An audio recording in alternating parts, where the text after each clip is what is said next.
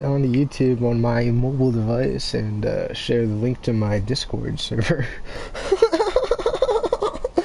One moment. It's funny how it says your videos and it shows the one that I'm live on. I gotta figure out how to set up things.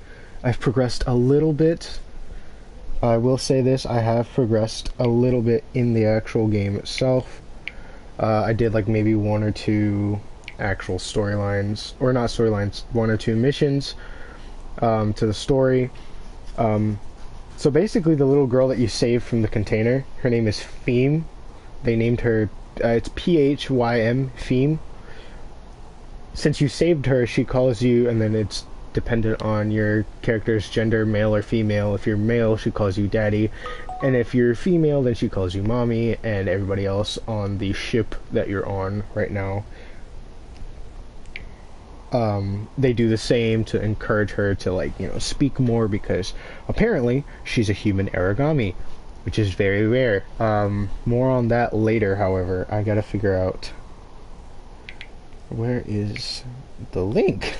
Oh, finally, it wasn't showing up on my channel. I have to actually figure out how to set all of this up, because I'm doing this straight off of the PlayStation 4 and then off of my mobile phone. So, alright.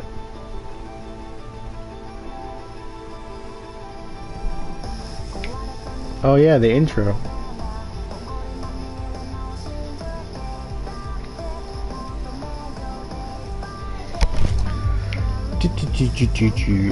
I actually don't even know if I can even hear, or if I can be heard. I'll try and check that out. If I can even hear. Yeah, so I can be heard. I just checked on my phone. It's not showing the actual opening. I don't know exactly why the opening itself isn't able to be shown, unless it's like copyright issues or something like that. I mean, heck if I know. I'm just playing the game to play the game. Just because I'm bored. I know, like, a normal playthrough would be like, oh, we're gonna play it through from the beginning, we're gonna comment on, like, everything, and we're gonna actually enjoy the game, and it's gonna take forever. But I'm like, I'm just gonna be doing this at random. Because, well, at least, like, if I were, I'm not gonna make anything out of it right now, but, like, even if I was, which I can't, it would probably be like maybe 30-minute stream, maybe 35.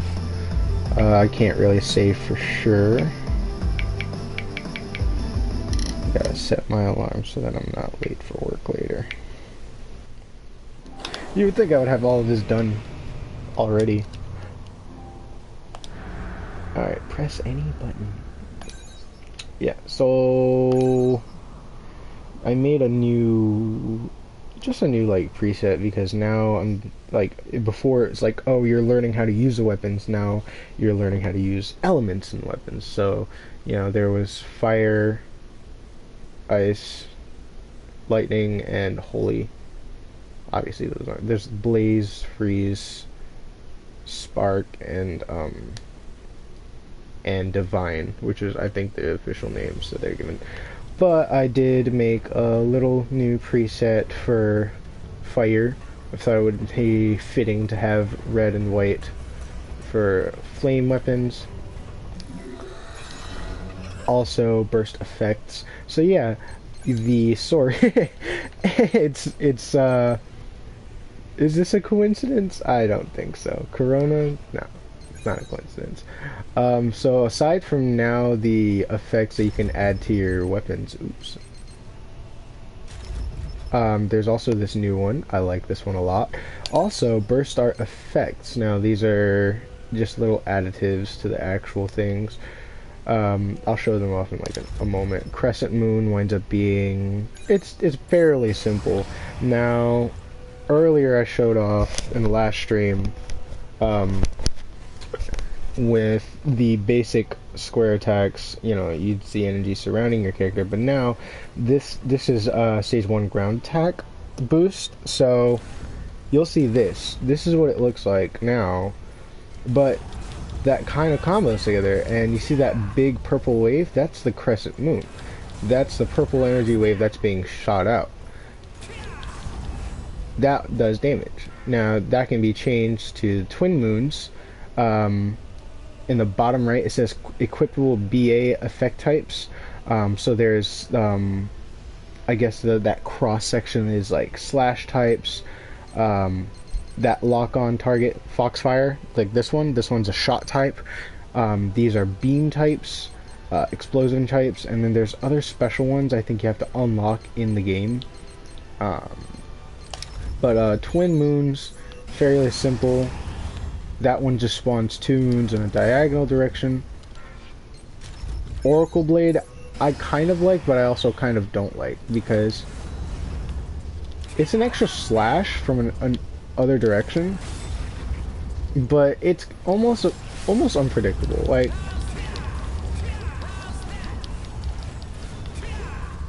and it covers a wide area in front of you, but not. I don't think it's something I would use too much. So that's why I kept it on Crescent Moon. Same thing with like the jump effect. Northern Cross. Now, if I were to say this was, you know, aerial attack, this one, what it normally does is, yeah, it improves your bash attack into the ground with the dual blades.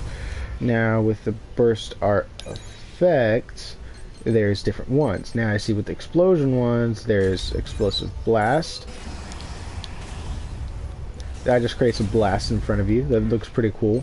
There's the Pillars of Heaven, which I personally like this one as a favorite. It summons pillars around you. Good for like more like defensive, like if you're surrounded by enemies and then all of a sudden, bam. It doesn't do that much damage. It's more for like the weaker type enemies. It's not really for boss type enemies. Impact. Again, this is fairly similar to Pillars of Heaven. It's more for like only on the ground enemies though. I guess it's a shorter range, but it does more damage. And then Foxfire, I forgot to show off earlier, but Foxfire just literally is just like a firebolt, depending on like the energy wave. Then there's also, see how the Crescent Moon, these are not equipable because, you know, I think that'd be, so certain types are just OP, I guess. So yeah, you have the different burst arts that have different types of effects that you can add to them. Now, I had Dive to Blue, and then Seraphim Edge I thought was amazing, and then Twin, yeah, so try this out. So regular, oh I forgot I had Foxfire on, change that real quick. Pillars of Heaven, and then, or no wait, what was the last one? Yes, okay, here we go. See how the Crescent Moons in this one are green?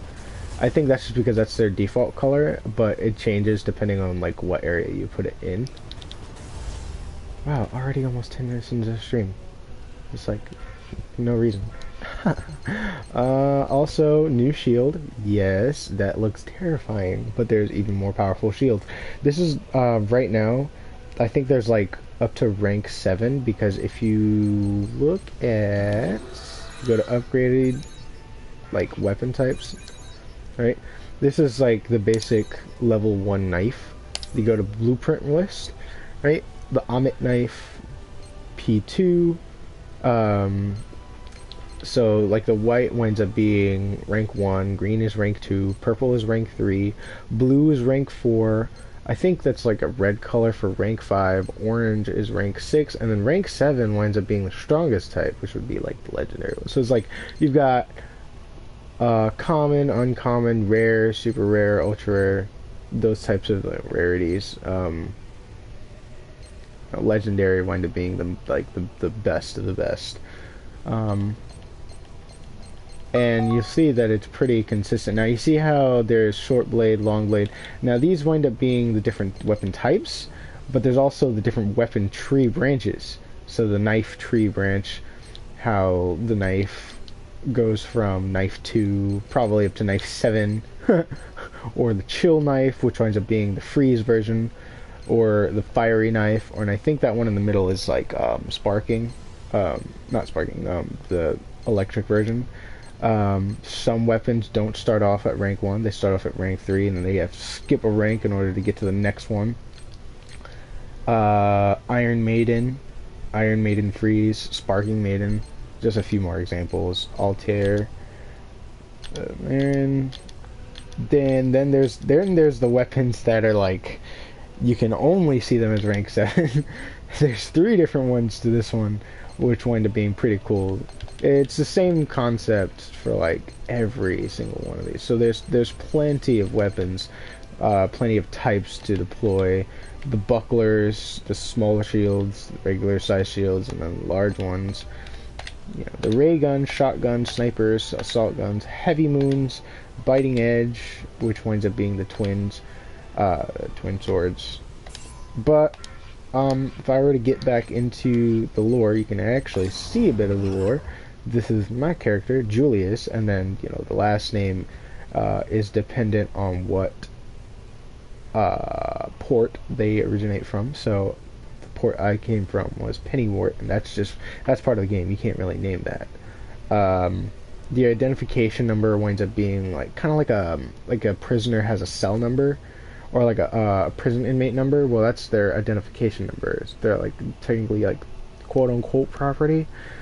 Authorized ash density level, that's just how dense the ash can get. The ash winds up being, it's very toxic to humans, but the ages, or you know what your character winds up being, a god eater, since they're infused with like oracle cells, venom or whatever, they have a higher tolerance, so they're qualified to go into more dense areas, but anything too dense and it's bad for them. Hugo, Zeke, Fiend.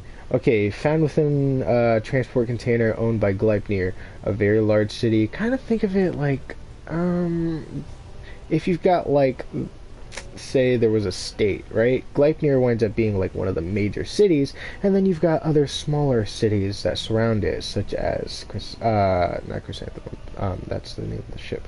But anyway, she appears to be a humanoid origami in the shape of a young girl. She was found when her container was damaged by attack from an ash origami. An ash origami is a very large origami that is very powerful. Her appearance is that of a human child. Though she can speak, her vocabulary is limited. Her habit of following Julius Pennywort is thought to be due to some form of imprinting.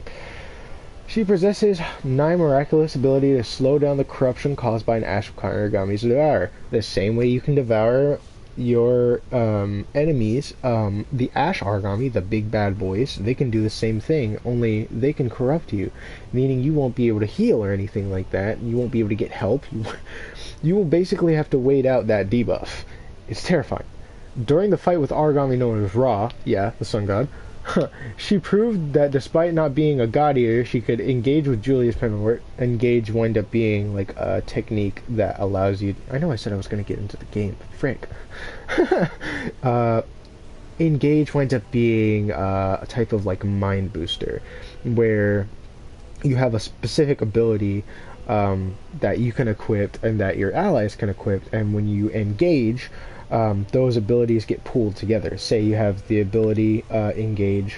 When you engage with somebody else, right, they have the ability to boost the amount that you can heal from restorative items, and then you have the ability to boost devour attacks or devour speed, so that you can attack faster with devour and, you know, stuff like that. Then you both wind up getting those effects, and even wield a god arc. Now god arc, I found out, is it's not the weapon itself, it's a combination of the weapon, the shield, and both weapons. It winds up being a combination of the melee weapon, the other weapon, and the shield. So that's what a god arc is. She currently wields a stock backup god arc that was stored on the ship. However, its bias factor sequence appears to have been rewritten after she used it. The bias factor and all that stuff. I'm not going to get into all of this. I'm not gonna get into every single thing. I know I was supposed to get into something else. I was supposed to say something else. So yeah, these wind up being the engage effects. Mine winds up being increases the power of devour attacks by 35%. So when I engage with someone else, not only do I get 35%, but they also get a bonus 35%. And then whatever they wind up engaging with me, then they can also get that. And then there's also the acceleration triggers. Basically, like the condition to activate, say, Enhancer winds up being performed for devours, and then the effect you get is increases the power of burst art effects. The effects was the thing I was just showing off right now. If I were to go to equipment sets, there's my basic one, the Scythe Wielder of Gods. This is the current one I have. That's a fire setup that for enemies weak against fire. Nothing too much has changed. I know I was supposed to get into something else. Effects. Status effects. This is where everything comes in handy. Venom, Detox Pill, or Remedy. Venom causes health to slowly drop. Deadly Venom is just quickly dropping health. Leak, your OP, that winds up being like your Oracle points. They wind up being like basically like when you slash with a sword, your Oracle points go up. You use Oracle points in order to shoot your gun, and sure, the gun may be weak, but as I learned through reading these, that there is a very important thing. Fatal Leak is just you drains your OP really quickly. Attack down, defense down, those are pretty basic. Jamming, it prevents you from like linking or engaging or communicating even with the ship. So you have a certain number of like lives that you can use to respawn, but that will prevent you from respawning for a little while. As well, stuns, pretty basic. You can't attack. Stun goes away a certain period of time or when struck by an attack. Bind. Now this one, bind and hold. These were ones I didn't know. This is a debuff that affects Origami. Basically, this bind would be good for boss fights. It interferes with the activation of Omnigari's Oracle cells, decreasing its attack and defense. So bind is basically, it's like lowering their offense and defense. And then hold is basically kind of like a static effect for them. It makes them, they're stunned in place. They can't do anything. So strategically, you could use bind against a boss fight, right? And once they're binded, they have that debuff, then they take more damage, which would make it very much easier. I was always one of the more like, oh, you get straight into the game, you upgrade your weapons to the max and everything, but I didn't actually look at all the status effects. And then corruption. This is a debuff that affects God Eaters, or characters like you.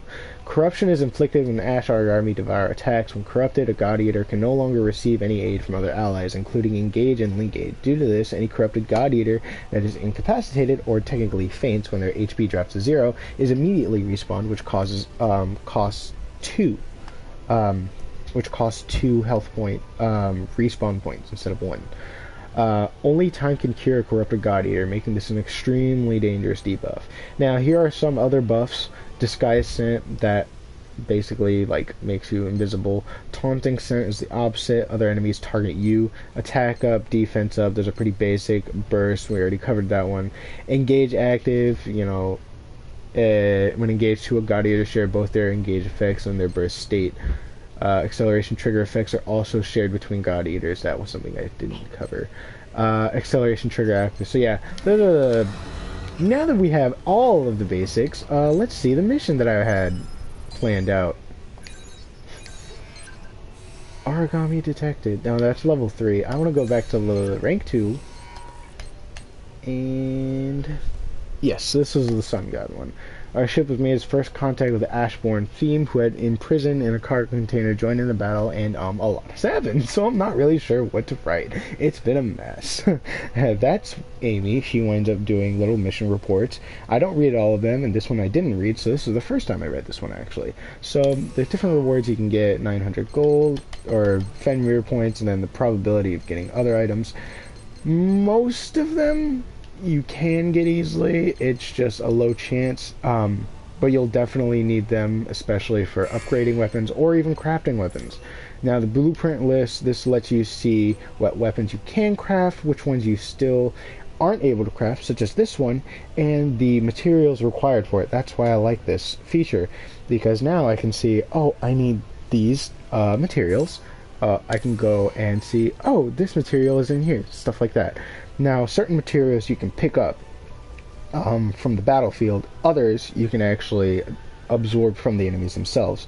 When you defeat an enemy, if you devour the enemy, right, it doesn't disappear, but you get more items off of the enemy itself. So, I want to do this one again, but this time, oh, I can't add theme.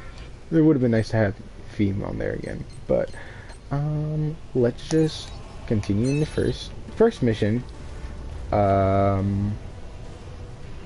He's strong against fire attack, so I gotta change my preset actually, which is gonna suck. And none of my other ones. Alright, I'll load this one up, and I gotta make sure this one's all set up properly. Dive to blue, Seraphim Edge. Crescent Moon, Pillars of Heaven. Oh, I forgot about this one. Wait, what? Oh wait, hold on. No, I had Crescent Moon, didn't I? Or did I not? No, I had Seraphim Edge and Twin Moons, Pillars of Heaven, Crescent Moon. Okay, yeah. Save over this one. There we go. Alright, now we can actually get into this. Is my casual output, by the way. I don't know if I said that in the last one. 21 minutes spent mostly on basic lore and gameplay explanation. And now, I'm actually getting into the actual storyline of the game. The actual game itself. Isn't that a shame, you know?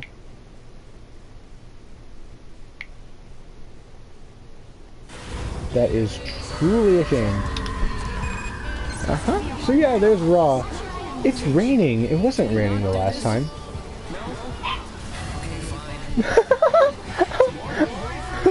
Julius, his sarcastic commentary just gets me sometimes. Like, he could be looking like the most badass of characters, and then like, oh hey, so are we gonna do this or not? I love it so much. Alright, so as you can see, he's a big enemy, he's got a lot of health. You can't really see the amount of health he has because that's not an ability I have yet. That is an ability that you will get later, which adds to the suspense. White flashes, or not white flashes, but like, he looks way different in this version. I don't know why. He looks more, well, I guess it's because it wasn't raining. It looked a lot more orange. All this blue is kind of throwing me off.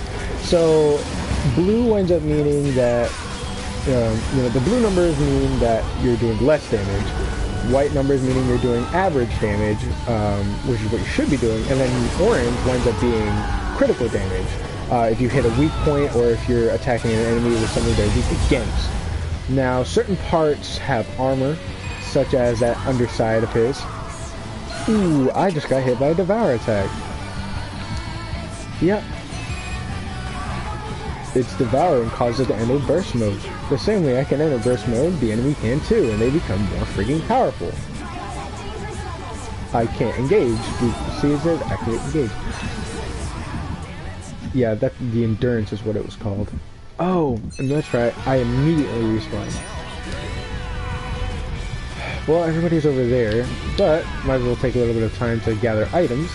Moly! Holy moly! Or holy moly. Rawhide. Good for the doggos back at home. There are no dogs on the ship. Oh no, there's a cat on the ship, but I don't think it enjoys rawhide. The cat is like in the data entries for the cat. It literally says, "Does this thing move like ever? Like seriously? If it ever moves, report it to Hilda like immediately." It's funny. It's funny. Okay. Zeke is incapacitated. Whatever. I can't read today.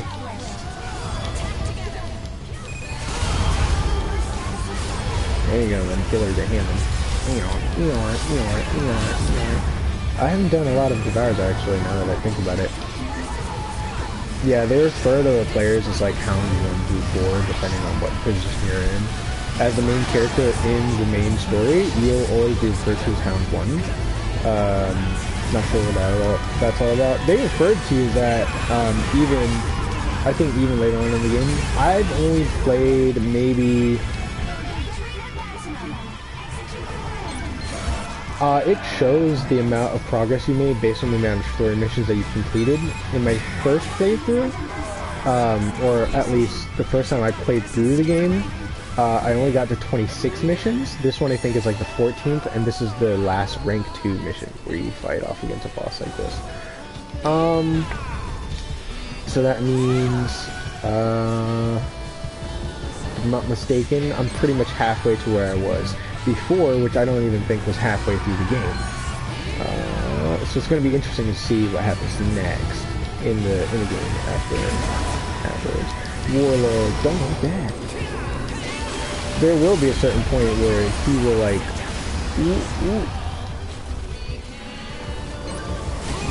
Oh, I didn't pull up my shield in time.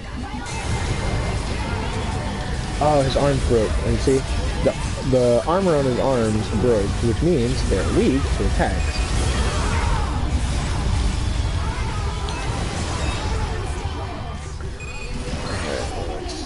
Freeze beam. See, his arms are taking like a lot of damage.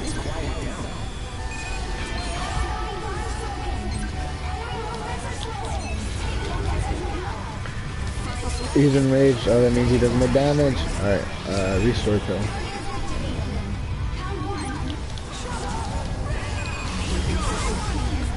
Alright, so now to show off the Link Burst rounds.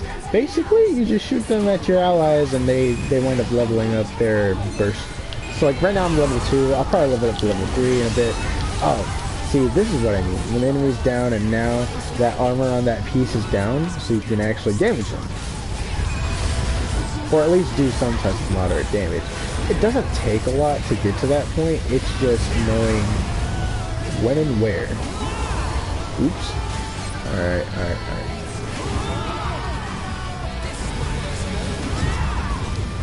Come on now. You saw that I did it.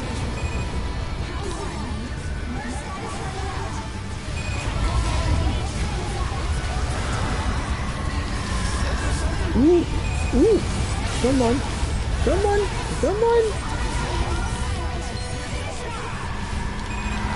Oh, it says almost silent. That means that they're almost done. And dead. Don't want to run out of engage. I went from level 3 to level 1 because I said it, I did it too slow. That sucks. I know I said I was going to make a 30 to 35 minute stream, but I want to do this for a little bit longer because this is starting to get fun. And I know nobody's ever gonna like really watch these and be like, oh man, he's so entertaining, but like I'm having fun. I'm having fun, honestly.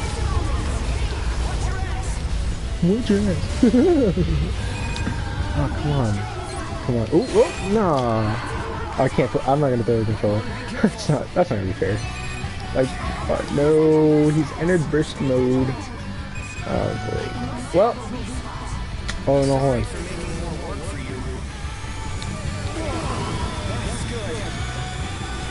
I can't lock on? I was gonna say. Oh, you see that yellow damage? Because I had a freeze weapon and I targeted his weak point where the armor was broken.